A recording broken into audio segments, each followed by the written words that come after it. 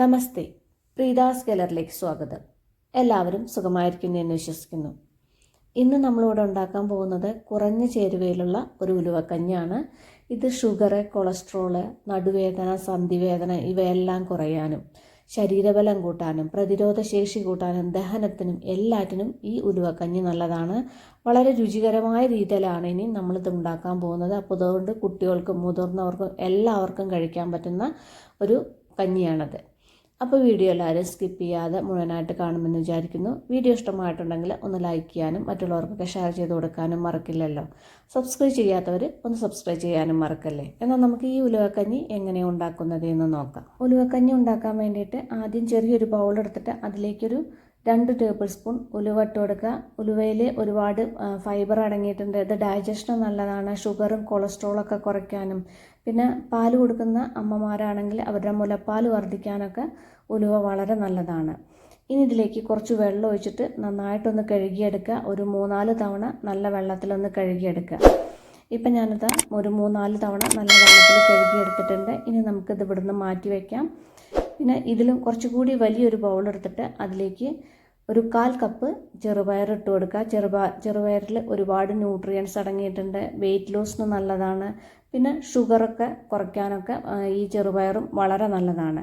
ചെറുപയറും ഇതുപോലെ കുറച്ച് വെള്ളം ഒഴിച്ചിട്ട് ഒരു 3-4 തവണ ഒന്ന് നന്നായിട്ടൊന്ന് കഴുകിയെടുക്കുക. ചെറുപയറും ഞാനിതാ ഇപ്പം കഴുകിയെടുത്ത് കൊടുത്തിട്ടുണ്ട്. ഇനി നമ്മുടെ ഈ ഉലുവയും ചെറുപയറുണ്ടല്ലോ, ഇതും രണ്ടും ഇവിടെ വയ്ക്കുക. ഇനി ഇതിലേക്ക് നമുക്ക് കുറച്ച് വെള്ളം ഒഴിച്ച് കൊടുക്കുക. നല്ല വെള്ളം ഒഴിച്ച് കൊടുക്കുക. വെള്ളം നല്ല മീതെ നിൽക്കുന്ന തരത്തിൽ വെള്ളം ഒഴിച്ച് കൊടുക്കുക. കാരണം ഇതൊരു 5-8 മണിക്കൂർ നേരം ഒന്ന് റെസ്റ്റ് ചെയ്യാൻ വയ്ക്കണം. അപ്പോൾ ഈ വെള്ളം കുതിർത്ത് വരുമ്പോൾ ചെറുപയറൊക്കെ നന്നായിട്ട് കുതിർന്ന് വരുമ്പോൾ വെള്ളം ഉണ്ടാവില്ല. അപ്പോൾ ഇതുപോലെ നല്ല വെള്ളത്തിൽ കുതിരാൻ വയ്ക്കുക. ഇപ്പം ഇതുപോലെ വെള്ളം ഒഴിച്ച് കൊടുത്തില്ലേ, ഇനി ഇത് അടച്ചു വെച്ചിട്ട് ഒരു 8 മണിക്കൂർ നേരം ഒന്ന് റെസ്റ്റ് ചെയ്യാൻ വയ്ക്കാം. ഇനി വേറൊരു പാത്രം എടുത്തിട്ട് അതിലേക്കൊരു കഷ്ടിയൊരു 1/2 കപ്പോളം പൊടിയരി ഇട്ട് കൊടുക്കുക. ഇത് ഞങ്ങൾ നാട്ടിൽ ഞങ്ങളുടെ വീട്ടിൽ തന്നെ നെല്ല് കുത്തിയിട്ടുള്ള നല്ല പൊടിയരിയാണ് എടുത്തിട്ടുള്ളത്. നമ്മൾ പനിയൊക്കെ പിടിക്കുമ്പോൾ കഞ്ഞി വയ്ക്കുന്ന പൊടിയരി ഉണ്ടല്ലോ, ആ പൊടിയരിയാണ് എടുക്കുന്നത്. ഇനി ഈ പൊടിയരി ഇല്ലയെന്ന് വിചാരിച്ചിട്ട് ഈ ഉലുവക്കഞ്ഞി ഉണ്ടാക്കാൻ ബുദ്ധിമുട്ടാണെന്ന് കരുതണ്ട. സൂപ്പർ മാർക്കറ്റിൽ നിന്ന് നമുക്ക് വാങ്ങിക്കാൻ കിട്ടും, പാക്കറ്റിൽ വാങ്ങിക്കാൻ കിട്ടും. ഇനി അതല്ലെങ്കിൽ ഞവര അരി ഉണ്ടെങ്കിൽ അതെടുത്തോളൂ. അത് ഷുഗറും കൊളസ്ട്രോളൊക്കെ കൺട്രോൾ ചെയ്യാൻ വളരെ നല്ലതാണ്. ഇനി ഈ പൊടിയരിയും ഞവരരി ഇല്ലെങ്കിൽ ചുമന്ന മട്ട അരിയൊക്കെ ഉണ്ടല്ലോ, അതും യൂസ് ചെയ്യാം. പക്ഷേ അതിനേക്കാട്ടിലും കൂടുതൽ നല്ലത് ഇതുകൊണ്ടൊക്കെ കഞ്ഞി വയ്ക്കുന്നതാണ് കൂടുതൽ നല്ലത്. പിന്നെ ഉണക്കല്ലരി, പച്ചരി ഈ അരികൾ യൂസ് ചെയ്യാതിരിക്കുകയാണ് നല്ലത്. കാരണം അത്രയ്ക്ക് അങ്ങോട്ട് ടേസ്റ്റ് ഉണ്ടാവില്ല കഞ്ഞി വയ്ക്കുമ്പോൾ. പിന്നെ ഇത് ഈ അമ്മ നാട്ടിലിത് മറ്റേ കർക്കിടക കഞ്ഞിയൊക്കെ ഉണ്ടാക്കുന്നില്ലേ, അപ്പോഴൊക്കെ ഈ അരി ഉപയോഗിച്ചിട്ടാണ് കഞ്ഞി ഉണ്ടാക്കൽ. ഈ അരി കൊണ്ട് കഞ്ഞി ഉണ്ടാക്കുമ്പോൾ നല്ല ടേസ്റ്റാണ് കഞ്ഞിക്ക്. ഇനി ഇത് നന്നായിട്ടൊന്ന് കഴുകിയെടുത്ത് കൊണ്ടുവരാം. ഇപ്പം ഞാനിത് അത് നേരെ അരിച്ചിട്ട് നന്നായിട്ട് കഴുകിയെടുത്ത് കൊടുത്തിട്ടുണ്ട്. ഇനി നമുക്ക് ഈ കഞ്ഞി ഉണ്ടാക്കാൻ വേണ്ടിയിട്ട് ഞാനിവിടെ ഒരു കുക്കറാണ് എടുക്കുന്നത്. നിങ്ങൾക്ക് മൺചട്ടിയിൽ വേണമെന്നുണ്ടെങ്കിൽ വെക്കാം. അമ്മ അവിടെ നാട്ടിൽ മൺചട്ടിയിലാണ് വെക്കല്. ഇപ്പം ഇതാ നമ്മൾ നേരത്തെ കുതിർത്ത് വെച്ച ഉലുവണ്ടല്ലോ, അത് നന്നായിട്ട് കുതിർന്നിട്ടുണ്ട്. ഇനി ഇതിൻ്റെ ഈ വെള്ളം ഉണ്ടല്ലോ, ഈ വെള്ളം കളയാൻ പാടില്ല. ഈ വെള്ളത്തോടക്കനെ ഇതിലേക്ക് ഇട്ട് കൊടുക്കുക. പിന്നെ ആ ചെറുപയറുണ്ടല്ലോ, ചെറുപയറിലെ വെള്ളം കളഞ്ഞിട്ട് ഞാനൊരു 2-3 തവണ നല്ല വെള്ളത്തിൽ നന്നായിട്ട് കഴുകി എടുത്തിട്ടുണ്ട്. ഈ കഴുകി എടുത്ത ചെറുപയറും ഇതിലേക്ക് ഇട്ട് കൊടുക്കുക. കുതിർത്ത് വെച്ച ചെറുപയറിലെ വെള്ളം ഇതിലേക്ക് ഒഴിച്ചു കൊടുക്കരുത്. ഇതുപോലെ അത് കളഞ്ഞിട്ട് നന്നായിട്ട് കഴുകിയിട്ട് ഇട്ട് കൊടുക്കാൻ പാടുള്ളൂ. പിന്നെ നമ്മൾ കഴുകി വെച്ച അരി ഉണ്ടല്ലോ, ആ അരി ഇതിലേക്ക് ഇട്ട് കൊടുക്കുക. ഇനി ഇതിലേക്ക് ഞാനിത് അവിടെ കുറച്ച് ചെറിയ ഉള്ളി, കുറച്ച് നീളത്തിൽ ഒന്ന് കുറച്ച് കനത്തിൽ, ഒരുപാട് നൈസല്ല, കുറച്ച് കനത്തിലൊന്ന് കട്ട് ചെയ്തെടുത്തിട്ടുണ്ട്. ഈ കട്ട് ചെയ്ത് വെച്ച ചെറിയ ഉള്ളി ഇതിലേക്ക് ഇട്ട് കൊടുക്കുക. പിന്നെ ഇതിലേക്കൊരു കഷ്ടിയൊരു 1 ടീസ്പൂണോളം ജീരകം ഇട്ട് കൊടുക്കുക. ജീരകം ദഹനത്തിനും ഇമ്മ്യൂണിറ്റിയൊക്കെ വർദ്ധിക്കാനൊക്കെ വളരെ നല്ലതാണ് ജീരകം. ഞാൻ ജീരകം വീഡിയോ ഓണാക്കണതിന് മുന്നേ ജീരകം ഇട്ട് കഴിഞ്ഞിരുന്നു. കണ്ടില്ലേ, ഇതിൻ്റെ കാണാനില്ല ജീരകം നേരെ ഞാൻ വെതറിയിട്ട് അവിടെ ഇട്ടത് കാണാനില്ല. അതുകൊണ്ടാണ് ഞാനത് എടുത്ത് കാണിച്ചത്. ഇടുന്ന സമയത്ത് വീഡിയോ ഓണാക്കാൻ മറന്നു പോയിരുന്നു. അതാണ്. അപ്പോൾ കഷ്ടിയൊരു 1 ടീസ്പൂണോളം ജീരകം ഇട്ട് കൊടുക്കുക. പിന്നെ ഇതിലേക്കൊരു കഷ്ടിയൊരു 3 കപ്പോളം വെള്ളം ഇതിലേക്ക് ഒഴിച്ചു കൊടുക്കുക. എല്ലാം കൂടിയിട്ടൊരു 3 കപ്പ്, നമ്മളെ ഉലുവയിൽ കുറച്ച് വെള്ളം ഉണ്ടല്ലോ, ഒരു 3 കപ്പ് വെള്ളം ഉണ്ടാവും. എല്ലാം കൂടിയിട്ടൊരു 3 കപ്പ് വെള്ളം ഉണ്ടാവും. ഇനി ഇത് നേരെ ഒന്ന് മിക്സ് ചെയ്യുക. മിക്സ് ചെയ്തതിന് ശേഷം നമുക്കിത് സ്റ്റൗ ഓണാക്കിയിട്ട് സ്റ്റൗവിലേക്ക് വെക്കാം.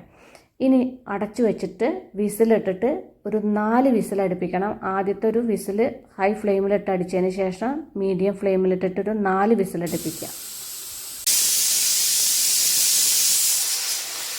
നമ്മുടെ അരിയും ചെറുപയറും വേവുമ്പോഴേക്കും ഇതിലേക്കൊരു ചെറുതായിട്ടൊന്ന് തേങ്ങ ചതച്ചെടുക്കാം. അതിന് വേണ്ടിയിട്ട് മിക്സിയുടെ ഒരു ചെറിയ ജാറെടുത്തിട്ട് അതിലേക്കൊരു 2.5 പിടിയോളം തേങ്ങ ഞാൻ ഫ്രഷ് തേങ്ങ ചിരവിയിട്ട് ഇതിലേക്ക് ഇട്ട് കൊടുക്കുന്നുണ്ട്. ആ മിക്സിയുടെ ജാറിലൊരു 1/4 ഭാഗം തേങ്ങ എടുത്തിട്ടുണ്ട്. ഇനി ഇതിലേക്ക് വേണമെന്നുണ്ടെങ്കിൽ നിങ്ങൾക്ക് ജീരകം ചേർത്ത് കൊടുക്കാം.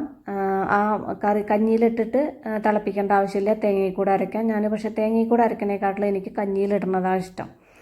ഇനി ഇത് അടച്ചിട്ടൊന്ന് ചതച്ചെടുക്കുക. ഒരുപാട് അരയരുത്, അവിയലിനൊക്കെ ചതക്കണ പോലെ ചതച്ചെടുക്കുക. ഇപ്പം നമ്മുടെ കുക്കറിൻ്റെ ആവിയൊക്കെ പോയിട്ടുണ്ട്. നമുക്ക് വിസിലൊന്ന് പൊന്തിച്ചതിന് ശേഷം അടപ്പൊന്ന് തുറന്ന് നോക്കാം. അരിയും ചെറുപയറൊക്കെ നന്നായിട്ട് വെന്തിട്ടുണ്ട്, വെള്ളമൊക്കെ നല്ലോണം വറ്റിയിട്ടുണ്ട്. നമ്മൾ 3 കപ്പ് വെള്ളമാണ് ഒഴിച്ചു കൊടുത്തിട്ടുള്ളത്. അപ്പോൾ കറക്റ്റായിട്ടുള്ള വെള്ളമുണ്ട്. ഒരുപാട് വെള്ളം ഒഴിച്ച് കഴിഞ്ഞാൽ അത് കുക്കറിൻ്റെ മീതേക്ക് വിസിലടിക്കുമ്പോൾ പൊന്തി പോവുള്ളൂ. ഇനി നമുക്ക് പിന്നെ ഒഴിച്ചു കൊടുക്കാമല്ലോ. അരിയും ചെറുപയറൊക്കെ നല്ലതായിട്ട് വെന്തിട്ടുണ്ട്. ഇനി ഇതിലേക്ക് നമ്മൾ ചതച്ച് വെച്ച തേങ്ങ ഉണ്ടല്ലോ, ആ തേങ്ങ ഇതിലേക്ക് ഇട്ട് കൊടുക്കുക.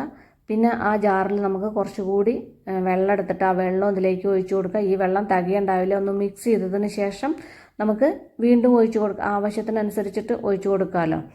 ഞാനിതാ കുറച്ചുകൂടി ഇതിലേക്ക് ഒഴിച്ചു കൊടുക്കുന്നുണ്ട്. പിന്നെ ഇതിലേക്ക് കുറച്ച് ഉപ്പിട്ട് കൊടുക്കുക. ഇവിടെ ഏട്ടനൊന്നും അധികം ഉപ്പ് ഇഷ്ടമല്ല, കാരണം കഞ്ഞിയൊക്കെ ഉപ്പില്ലാതെ കുടിക്കാനും കൂടി ഇഷ്ടമാണ്. അപ്പോൾ അതുകൊണ്ട് ഞാൻ കുറച്ച് ഉപ്പ് ഇട്ട് കൊടുക്കുന്നുള്ളൂ. നിങ്ങളുടെ ആവശ്യത്തിനനുസരിച്ചിട്ടുള്ള ഉപ്പിട്ട് കൊടുക്കുക. ഉപ്പിട്ടതിന് ശേഷം നേരെ ഇതുപോലെ മിക്സ് ചെയ്തിട്ട് വെള്ളം ആവശ്യത്തിനനുസരിച്ചിട്ട് ഒഴിച്ചു കൊടുക്കുക. കുറവാണെന്ന് തോന്നണമെങ്കിൽ വീണ്ടും ആവശ്യത്തിനനുസരിച്ചിട്ട് ഒഴിച്ചു കൊടുക്കുക. ഒഴിച്ചതിന് ശേഷം ഇതൊന്ന് തിളപ്പിക്കുക. ഒരുപാട് ഇട്ട് തിളപ്പിക്കേണ്ട ആവശ്യമില്ല, ഒരു തിള വരുന്നത് വരെ തിളപ്പിച്ചാൽ മതി. ഇപ്പം നമ്മുടെ കഞ്ഞിയൊക്കെ നന്നായിട്ട് തിളച്ച് വന്നിട്ടുണ്ട്. ഇനി നമുക്കിത് ഇവിടെ നിന്ന് അങ്ങോട്ട് മാറ്റി വയ്ക്കാം. ഇനി നമുക്ക് ഇതിലേക്കൊന്ന് വറുത്തിടണം. അതിന് വേണ്ടിയിട്ട് ചെറിയൊരു പാൻ വെച്ചിട്ട് അതിലേക്ക് ഒരു ടീസ്പൂൺ നെയ്യ് ഇട്ടെടുക്കുക. പിന്നെ ഇതിലേക്ക് ഞാനിവിടെ കുറച്ചധികം നല്ലോണം എടുത്തിട്ടുണ്ട്. ചെറിയ ഉള്ളി ഒന്ന് വട്ടത്തിൽ നൈസായിട്ട് അരിഞ്ഞെടുത്തിട്ടുണ്ട്. ചെറിയ ഉള്ളി നല്ലോണം ഇടുന്നത് നല്ലതാണ്. ഈ ചെറിയ ഉള്ളി ഇതിലേക്ക് ഇട്ടതിന് ശേഷം ഇത് നന്നായിട്ടൊന്ന് വഴറ്റിയെടുക്കുക. നിങ്ങൾക്ക് ജീരകം വേണമെന്നുണ്ടെങ്കിൽ ജീരകം ഇട്ട് കൊടുത്തോളൂ. ഞാൻ ജീരകം ഇട്ട് കൊടുക്കണില്ല. നല്ല ഗോൾഡൻ കളർ ആവുന്നത് വരെ ഒന്ന് വഴറ്റിയെടുക്കുക.